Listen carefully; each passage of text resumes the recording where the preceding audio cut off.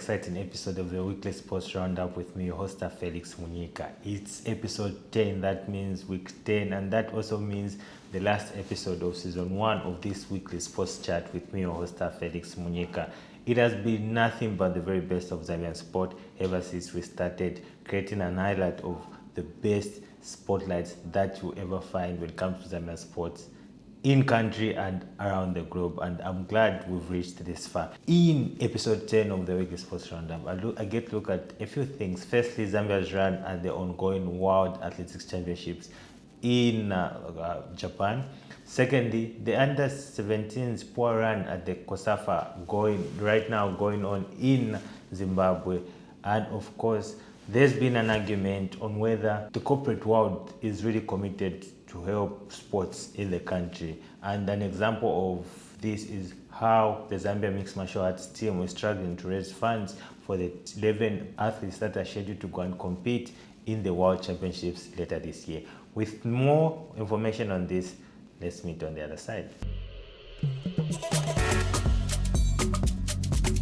It's episode 10 and I'm glad to be doing this because every time I sit down, prepare my script for the show, it's always motivating, just talk about Zambian sport. And I think I've never, created a sport like this ever since I started doing this. I think I've been doing it, but not to the point I've reached now, where I've created a weekly spotlight focusing on Zambian sport. And I'm appreciative of the response that I've been getting so far, and the words from you guys is what's keeping me going. I appreciate it, and I'm hungry to do more coming into season 2. So getting straight into business. First of all, I would like to congratulate and appreciate, show gratitude and support, if everything makes sense, to Zambia's Edna and Ngandula, who kickstarted Zambia's campaign at the World Athletics Championships in Tokyo. She competed in the 100 meters for the first time at the stage of such magnitude, and she ran a personal best time of 11.59 seconds, where she was positioned as number 7 out of the 9 in the heats. So instead of showing support towards a young athlete like Edna Ngandula, who's competing at an event of such magnitude for the first time, people want to throw shade. Like, guys, we need to start understanding these things. How is our country preparing for such events? What results should we expect? I personally am happy with the Edna's performance. The way, if you watch the video, I'll link the clip on this channel so that you can watch the race in which she competed. You could tell that she did her best and she was competing amongst the best. This is just the start for an athlete like Edna Ngandula, she just graduated from the junior ranks to the senior ranks, and this is just a start. In a few years' time, we'll come back to this video and you'll be like, okay, Felix mentioned this. She competed at the World Championships and she's gained the experience that she needs. She's been exposed to the level at which she should aspire to compete in. This isn't the first. This won't be the first and only championships. I can guarantee you she'll be back even better next time, and she'll perform according to expectations, because this is just the start for her. That stage is really huge, and she did the best she can with the resources that were made available for her to prepare for that competition. We need to be putting everything into context when we try to share our opinions online. Yes, you're entitled to your own opinion, but your opinion should come with supporting context and understanding of how things are done and how things are going. Moving on, there are a number of competitions that are coming up, including the Commonwealth Games next year in Glasgow. Trust me on this one. One of the few athletes that are poised to make that secure a slot as part of Team Zambia will be Edna, and by then should have gained more motivation and more experience to race and compete at such magnitude. So I think the future is bright for Edna. If you'll be watching this, I encourage you to keep going, never give up, and I wish you all the best as your career progresses in the athletics world.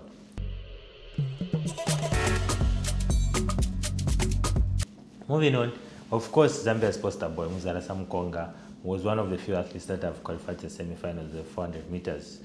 He positioned as the third in the heats, qualifying to the semi-finals with a time of 44.56 seconds, which, according to the post-match interview, for him it was an easy run because, like, it's progressing well.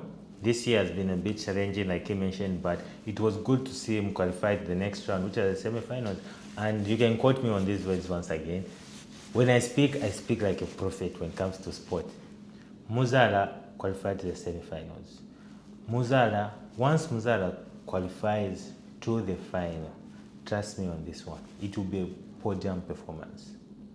Once Muzala races in the semi-finals, secures a slot in the final will be a podium finish for Muzala. Guaranteed. We're taking no prisoners. You will give in everything that you will have on that day. So we just encourage you to show support for him and the other Zambian athletes that are competing in Tokyo. Show them the support that they need. The country is behind them and they'll be able to perform according to expectations. There's a lot happening. Today we've seen one of the best upsets ever in the world of athletics, and we can't wait to see more when it comes to Zambian athletes. And I'm very confident the guys will be able to perform to the maximum and they'll make this country proud. We just need to give them support. After this race, this competition, these championships, we need to come back as a country.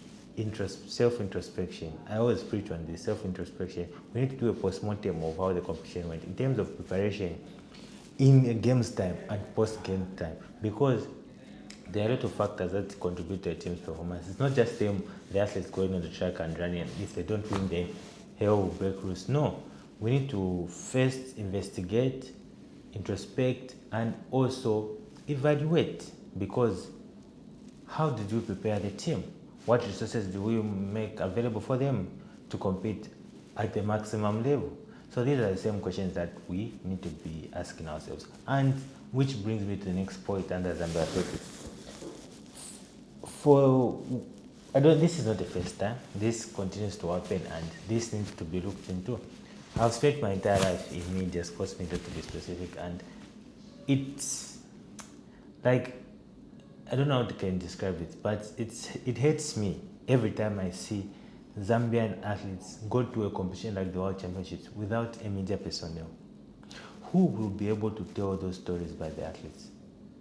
Mind you, in the world we live in now, only those that win, hear me clearly on this one, only those that win are the ones we will see in international media. If we want to give our athletes exposure, we need to tell their stories by ourselves. And what do I mean by this? I'll give an example of Edna. Edna Ngandula is going to the World Championships for the first time. She came out 7th in her heat. You don't expect any international media to cover Edna Ngandula or whatever story she has to tell. No, they'll focus on the people that are winning, which is good for those guys, but it shouldn't be the situation for us also. Like, how we need to first-hand information on how the athlete performed, how the athlete felt when she was running, what that means for her. But there's no one to ask these questions so that we can tell the athletes stories.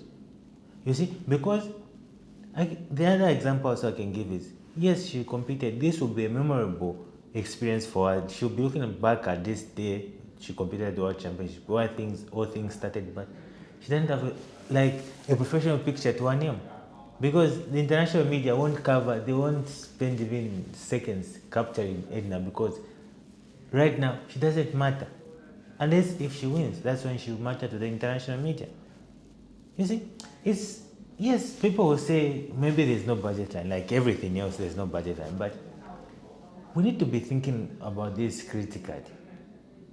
Even us that are away from home or away from the World Championships, I had to resort to using my networks, connections that I have, for me to get first-hand information on what's happening on the ground, asking people if they can ask Zambian athletes these questions, and they respond, they send their response to you, and then you write up a story. It doesn't have to work like that. This is 2025. It shouldn't work like that. And we need to know how we should be going about these things, because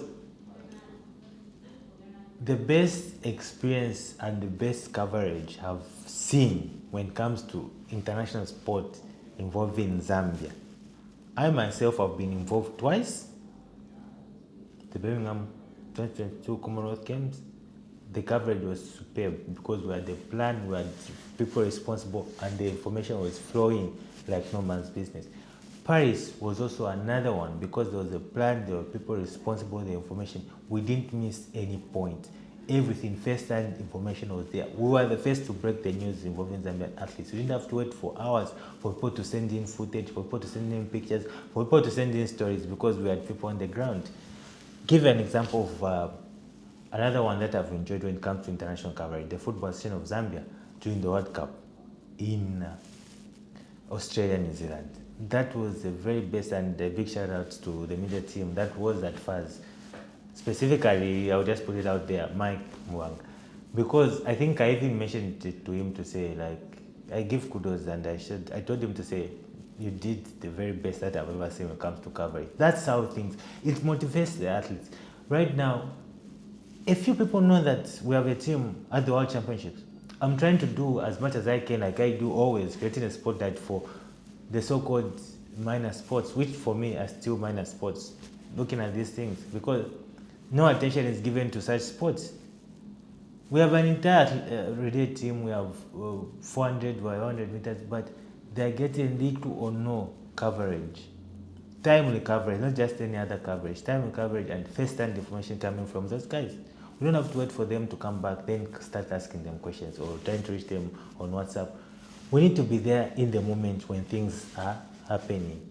You see, that's why I also give a big shout out to the Nigerians, like the Nigerian media personnel, Ghanaians that are in Japan right now, with the information that's flowing when it comes to African athletes, because at least they're creating an opportunity for us to get data about African athletes, especially Zambian athletes and whatnot. I think this needs to be looked into, and as an advocate for sports and an advanced sports media coverage, that's why I stopped doing whatever I do to focus on athletes that I feel are not getting the spotlight they deserve. Because if we don't talk about them, share their stories, no one will do it on our behalf. Yeah, I don't know if this makes sense, but this is my plea. All the people responsible, please, you need to consider having a media personnel, PR, communications, media, whatever you call it, needs to be supporting athletes to help them share their narrative, share their story, pictures, videos. These are memorable events for them. And like I mentioned, if our athletes are not winning, they will not be covered. It doesn't mean they don't have to win, but at one point, they are still on their way to get there. At one point they'll win, but as they are getting there, we need to, cover this journey, create an archive of the process as they are getting there to the promised land, if I can use this word, just to give context of what I mean. Because it's so hateful and painful on my part, because like I struggle a lot. Athletes will be in your inbox, oh, did you have any picture of me at the competition? I'm like, I'm not there. I'll try to find sources that can help me find these pictures. But even if you ask those sources, nothing will be coming. And these are memorable events that our athletes deserve for them to be remembered on. But if you don't have any picture, you don't have any video, there's no newspaper article with your direct quotes of what you said, how are they going to remember you? You see, so we need to help our athletes, we need to help them, and this is my plea when it comes to that.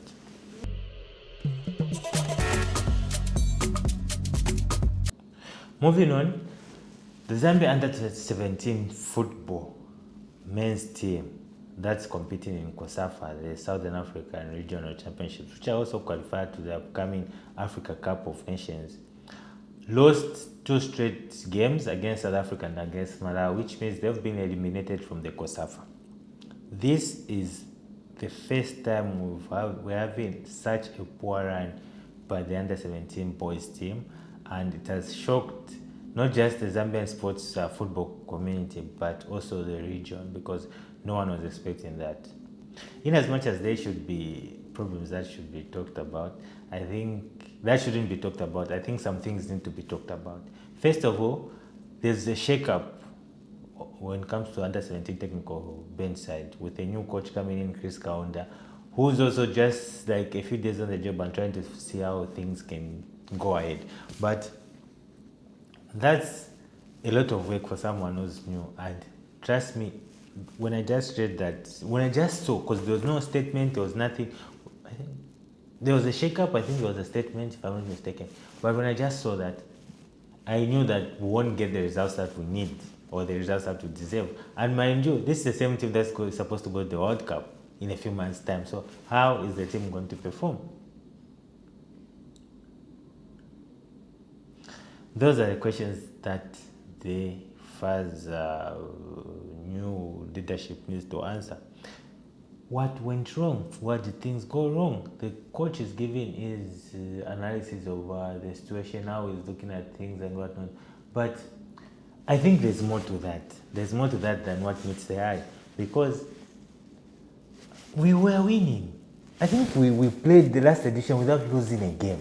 Maybe last two editions without losing a game. How come the first game back 4-0, the second game 2-1? Even if we play the third game, it won't take us anywhere.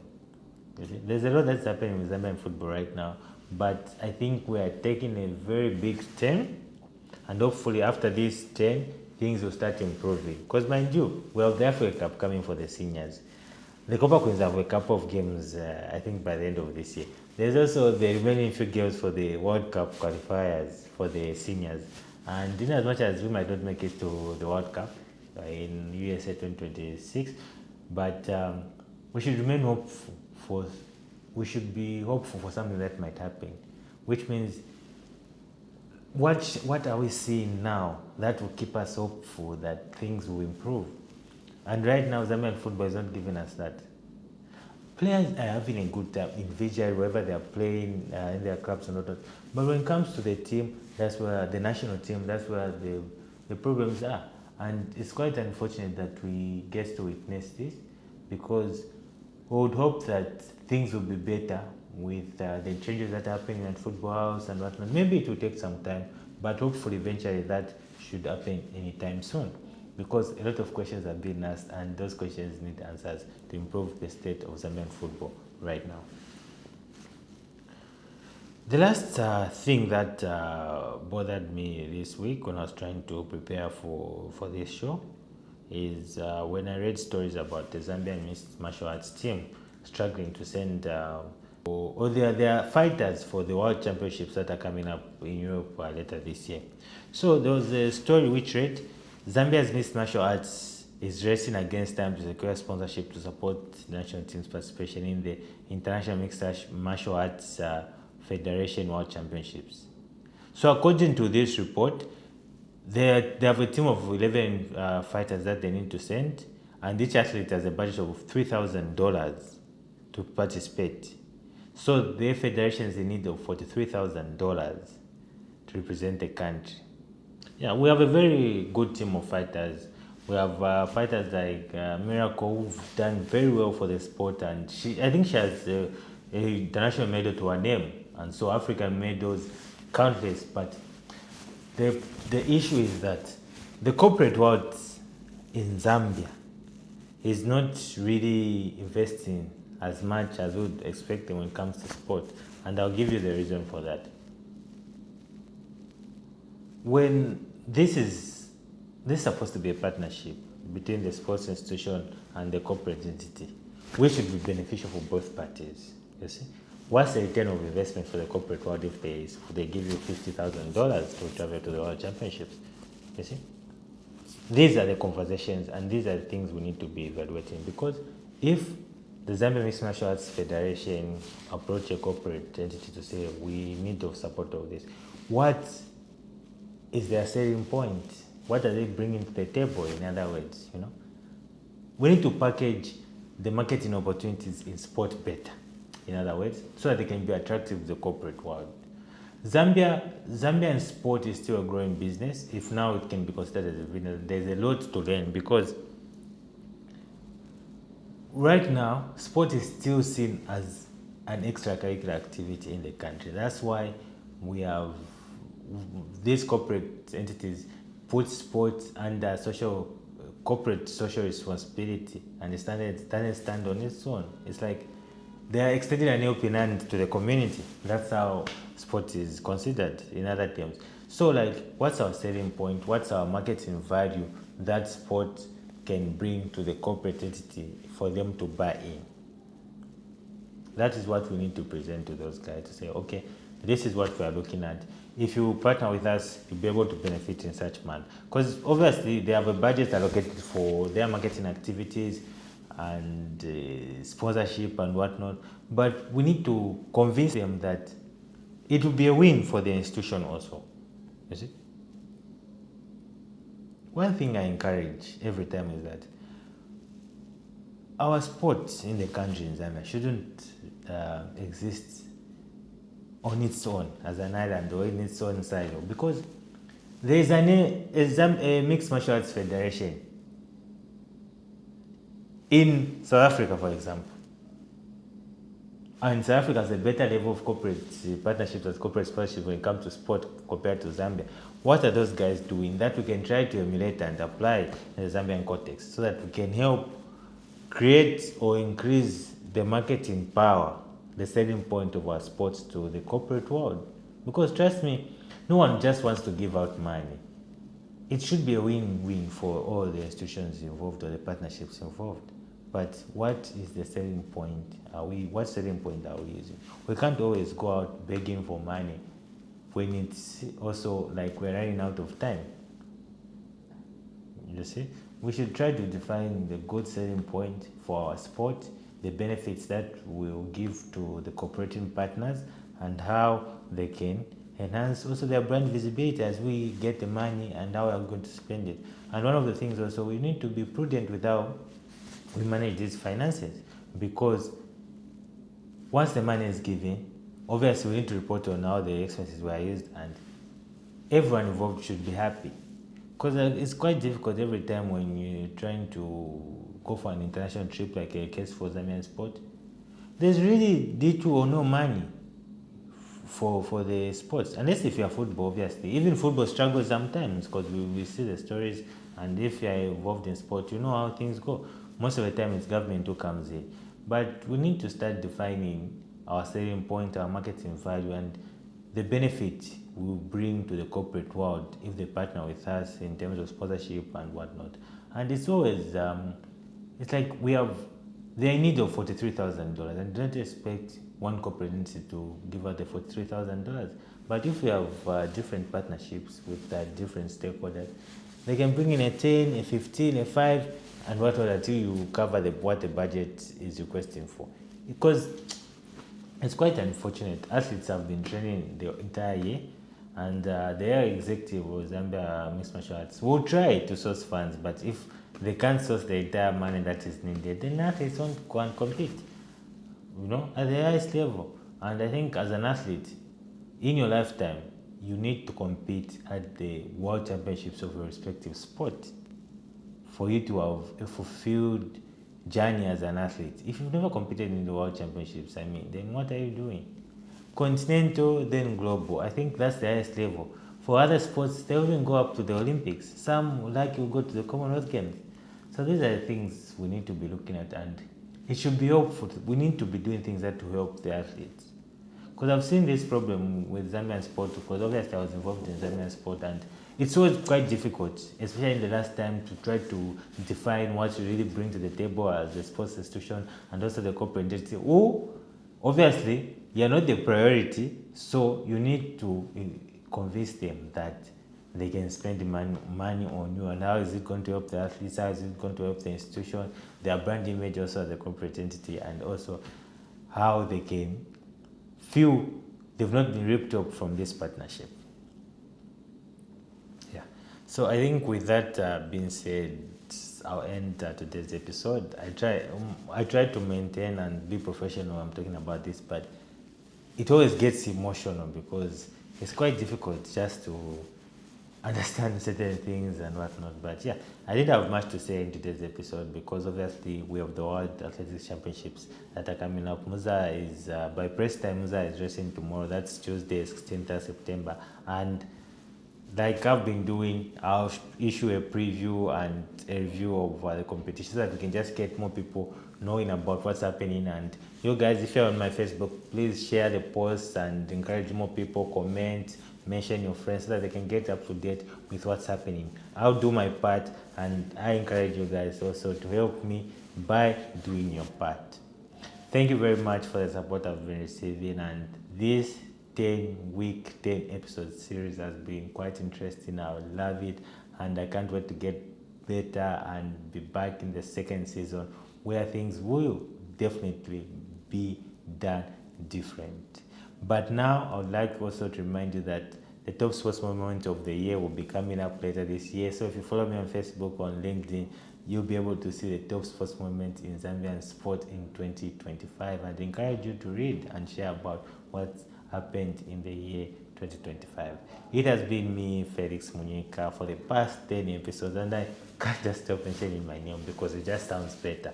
Obviously, it's the weekly sports roundup with me, your host, Felix Munyika, and it has been a pleasure to provide you with information on Zambian sport every week for the past 10 weeks, and I hope to see you join me on the next phase of this journey. Shout out to everyone who's coming through with the messages and the words of encouragement. I appreciate it, and I look forward to another exciting season of the weekly sports roundup. Ciao.